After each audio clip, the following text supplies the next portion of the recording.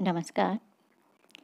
हिंदी साहित्य के इतिहास के अंतर्गत हम हिंदी साहित्य के इतिहास का इतिहास ग्रंथों का परिचय प्राप्त कर चुके हैं। आज हम हिंदी साहित्य का काल विभाजन विषय पर बात करेंगे। अलग अलग विद्वानों ने हिंदी साहित्य का काल विभाजन किस प्रकार किया है, ये हम देखेंगे। हिंदी साहित्य के इतिहास के बारे में जब हम बात करते हैं तो हम देखते हैं कि गारसा दत्तासी और शिव सिंह सेंगर द्वारा काल विभाजन का कोई प्रयास नहीं किया गया। इस दिशा में अगर सर्वप्रथम प्रयास मिलता है तो वो जॉर्ज ग्रियर्सन के द्वारा किया गया है। हिंदी साहित्य के काल विभाजन का प्रथम प्रयास इन्हीं के इतिहास में है। जॉर्ज ग्रियर्सन ने the modern vernacular literature of northern Hindustan नाम से इतिहास ग्रंथ लिखा, जो 1888 में प्रकाशित हुआ। Royal Asiatic Society of Bengal पत्रिका के विशेषांक के रूप में हम देखते हैं कि इसी में सबसे पहले काल विभाजन का प्रयास मिलता है और जॉर्ज ग्रियर्सन ने सर्वप्रथम हिंदी साहित्य के इतिहास को 11 भागों में बांटा है।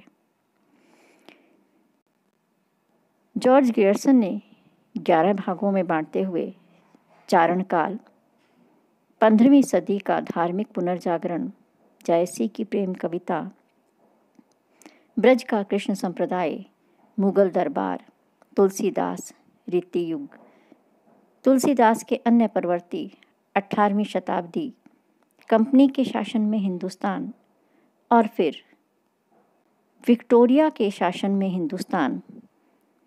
इस रूप में 11 भागों में हिंदी साहित्य के इतिहास को विभक्त किया है। तो यहाँ मात्र काल विभाजन का प्रयास है, कालक्रम नहीं मिलता है। दूसरा हम देखते हैं मिश्र बंधुओं ने मिश्र बंधु विनोद, जिसका प्रकाशन 1913 में हुआ, 3 भागों का। इन्होंने सर्वप्रथम व्यवस्थित रूप से नामकरण व काल विभाजन प्रस्तुत किया तथा हिंदी साहित्य के इतिहास को 5 भागों में बांटते हुए काल विभाजन और नामकरण की दृष्टि से मौलिक सूझबूझ का परिचय दिया है। काल विभाजन करते हुए मिश्र बंधुओं ने सबसे पहले आरंभिक काल नाम दिया, जो संवत 700 से 1444 तक है। इसे पुनः उन्होंने 2 भागों में बांटा, पूर्व आरंभिक काल और उत्तर आरंभिक काल, जिसकी समय सीमा भी इन्होंने दी है। दूसरा उन्होंने कहा माध्यमिक काल, जो संवत 1445 से 1680 तक बताया।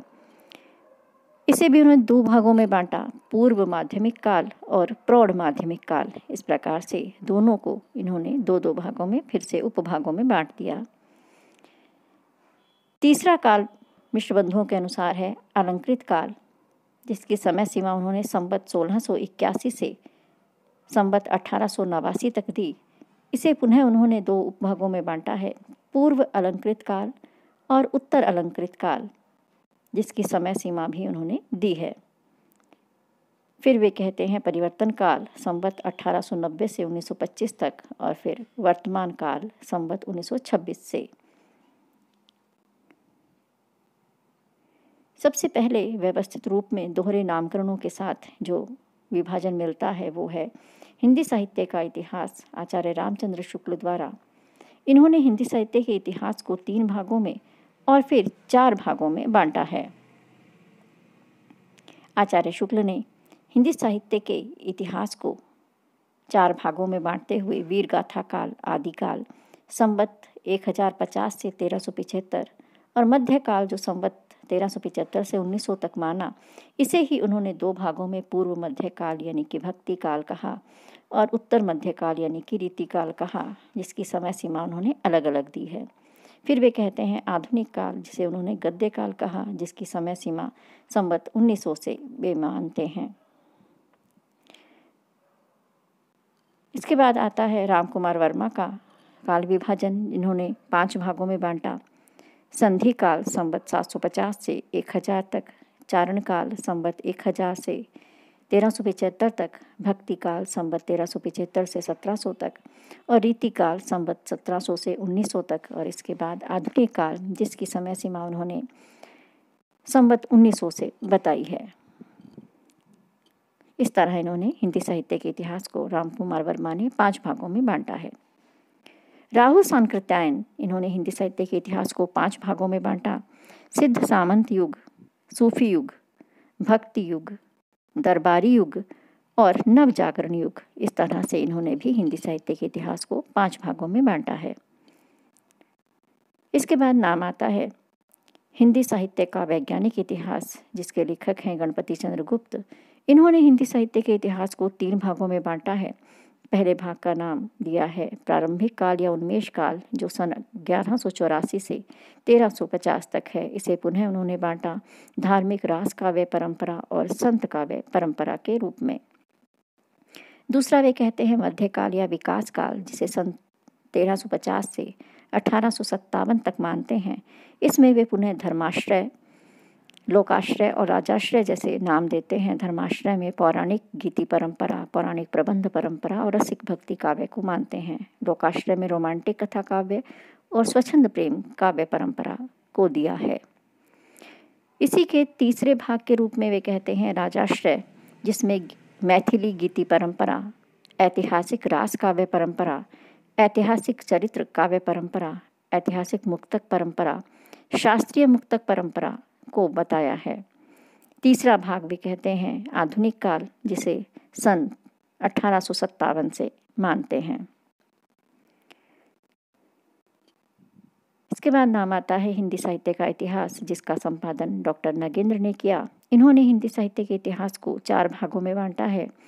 आदिकाल, जिसकी समय सीमा वे 17वीं शताब्दी के मध्य से 14वीं शताब्दी के मध्य तक बताते हैं। भक्ति काल, रीतिकाल और आधुनिक काल, इस तरह से इन्होंने भी हिंदी साहित्य के इतिहास को 4 भागों में बांटा है।